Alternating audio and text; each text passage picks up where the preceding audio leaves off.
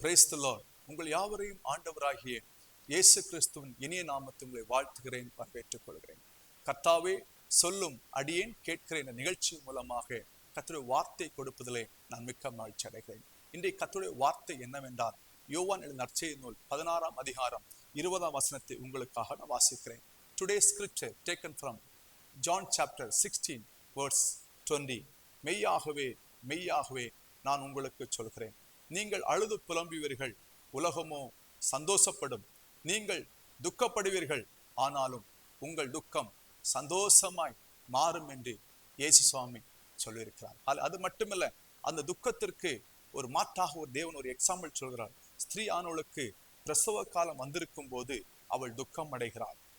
பிள்ளை பெற்றவுடனே ஒரு மனுஷன் உலகத்தில் பிறந்தான் என்று சந்தோஷத்தினால் அப்புறம் அந்த உபத்திரவத்தை நினையாள். அதே போல நீங்களும் இப்பொழுது துக்கம் அடைந்திருக்கிறீர்கள், நான் மறுபடியும் உங்களை காண்பேன், அப்பொழுது உங்கள் இருதயம் சந்தோஷப்படும்.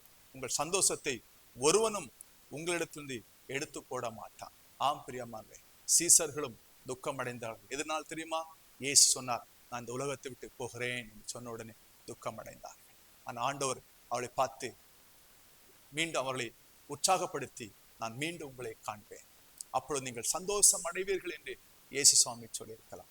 இன்றைக்கு அநேக பிள்ளைகள் அநேக காரியங்கள் நிமித்தமாக துக்கம் அடைந்திருக்கலாம், வேதனை அடைந்திருக்கலாம், இது மகிழ்ச்சியை இழந்திருக்கலாம். ஆனால் ஆண்டவர் மீண்டும் சொல்கிறார், நான் உங்கள் துக்கத்தை சந்தோஷமாய் மாற்றுவேன்.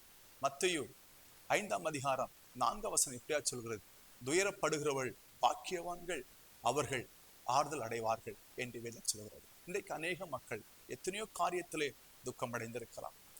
ஒரு காரியம் இல்லாதனால், ஐயோ என் காரியம் இந்த ஆசீர்வாதம் எனக்கு இல்லையே, அதனால் நீங்கள் வேண்டடைக்கலாம். ஒருவேளை யாரோ ஒருவர் உங்களுக்கு விரோதமாக தவறாக பேசினது மூலமாக நீங்கள் துக்கம் அடைந்திருக்கலாம். அதை பற்றி நீங்கள் கவலைப்பட வேண்டாம். அன்னாள் என்கிற ஒரு சகோதரி இருந்தாள். அவளை குறித்து இன்னொருவர் அசிங்கமாக வேதனையான காரியங்களை பேசினார். ஆனால் இந்த அன்னாளுக்கு பொறுக்க முடியலை. ஆண்டவர் சமூகத்தில் போய் விழுந்து அழுதாள், ஆண்டவரே என் துக்கத்தை சந்தோஷமாய் மாற்றும், என் வேதனையை மாற்றும் என்று சொல்லி கதறி அழுதார். மகளுடைய துக்கத்தை கர்த்தர் மாற்றினார். ஒரு பெரிய சந்தோஷத்தை கொடுத்து அவளையும் மகிழ்ச்சியாக கர்த்தர் மாற்றினார். உங்களுக்கு யார் என்ன பேசினாலும் பரவாயில்லை, நீங்கள் ஆண்டு சமூகத்தில் போய் கதறி அழுங்கள். கர்த்தர் உங்கள் துக்கத்தை சந்தோஷமாய் மாற்றி அநேக மக்கள் ஆச்சரியப்படுற வழியிலே ஹல்லேலூயா தேவன் மகிமைப்படுவார் என்பதை ஒருபோதும் நீங்கள் மறந்துவிடக்கூடாது. நிறைய நேரங்கள் நீங்கள் புலம்பிக் கொண்டிருக்கலாம். வேதம் சொல்கிறது, புலம்பலை ஆண்டவர் ஆனந்த களிப்பாக மாற்றுவேன் என்று ஆண்டவர் சொல்லியிருக்கிறார். அநேக காரியங்களை குறித்து நீங்கள் புலம்பிக் கொண்டிருக்கலாம். அந்த புலம்பலை கர்த்தர் ஆனந்த களிப்பாக மாற்றுவதற்கு தேவன் போதுமானவராய் இருக்கிறார். ஒரு சமயம் இயேசு மரித்த பிற்பாடு 3ஆம் நாள் ஹல்லேலூயா மகதலேனா மரியாள் கல்லறையில் போகிறார். அங்கே போகும் பொழுது இயேசுவின் சரீரத்தை பார்க்கும் பொழுது அங்கே இயேசுவின் சரீரம் இல்லை. அதனால் அதை பார்த்த உடனே மரியாள் தோட்டத்தில் போய் உட்கார்ந்து அழுகிறாள். ஐயோ என் இயேசுவின் சரீரத்தை காணவில்லை என்று சொல்லி அழுது கொண்டிருக்கும் பொழுது அந்த தோட்டத்தின் நடுவிலே இயேசு தோன்றி அந்த மரியாளை பார்த்து, மரியாளே ஏன் அழுகிறாய் என்று கேட்டார். அப்பொழுது அவள் சொல்கிறார், ஐயோ ஐயா, என் இயேசுவின் சரீரத்தை யாரோ திடீர் கொண்டு போய்விட்டாள் என்று சொல்லி கதறி அழுகை பார்த்தேன். அப்பொழுது இயேசு சொன்னார், மரியாளே என்று கூப்பிட்ட உடனே அதே சத்தத்தை கேட்ட உடனே போதகரே என்று சொன்னாள்.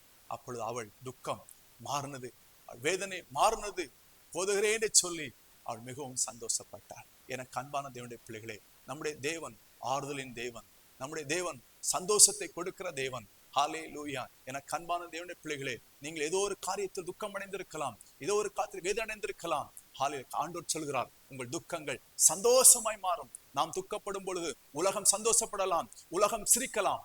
ஆனால் நாம் ஆண்டவர் சமூகத்திலே உட்கார்ந்து அழுது ஆண்டு வார்த்தையை பிடித்து கொண்டிருக்கும் பொழுது ஆண்டு நமக்கு சந்தோஷமான வார்த்தைகளை கொடுத்து நம்மை தேற்றி ஹல்லேலூயா ஒரு பெரிய அற்புதத்தை தேவன் நமக்கு செய்வார். ஹல்லேலூயா. ஒருவேளை எத்தனை நாட்களாக அழுது கொண்டிருக்கலாம், ஆனால் கர்த்தர் நம்முடைய அழுகையை மாற்றி ஒரு பெரிய சந்தோஷத்தை கொடுப்பார் என்பதை நிச்சயமாக நான் உங்களுக்கு சொல்கிறேன். ஹல்லேலூயா.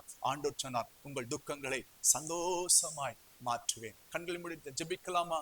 எங்களை அதிகமாய் நேசிக்கிற தேவனே, உமக்கு கோடி ஸ்தோத்திரங்களை செலுத்துகிறோம். துக்கத்தை சந்தோஷமாய் மாற்றுகிற தேவன் இன்றைக்கும் எங்களோடு கூட இருக்கிறேன். எங்கள் புலம்பலை ஆனந்த களிப்பாய் மாற்றுகிற தேவனே, இன்றைக்கும் எங்களோடு கூட இருக்கிறேன். ஆண்டவரே, எங்கள் வாழ்க்கையில் எத்தனை துக்கங்கள், எத்தனை வேதனைகள் இருந்தாலும் ஆண்டவரே, அதன் மத்தியிலும் நாங்கள் உம்மை பார்க்கிறோம். உம்முடைய வார்த்தையை நாங்கள் பிடித்திருக்கிறோம்.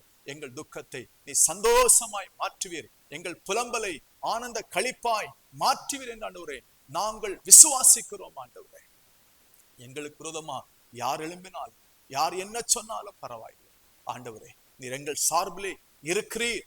எங்களுக்கு மகிழ்ச்சியை நீ கட்டளையிடுவீர் என்று நாங்கள் விசுவாசிக்கிறோம். உடைய பிள்ளைகளே கர்த்தர் ஆசீர்வதி. இயேசுவின் நாமத்தில் பிதாவே, ஆமென், ஆமென், ஆமென். God bless you. கர்த்தர் உங்களை ஆசீர்வதிப்பாராக.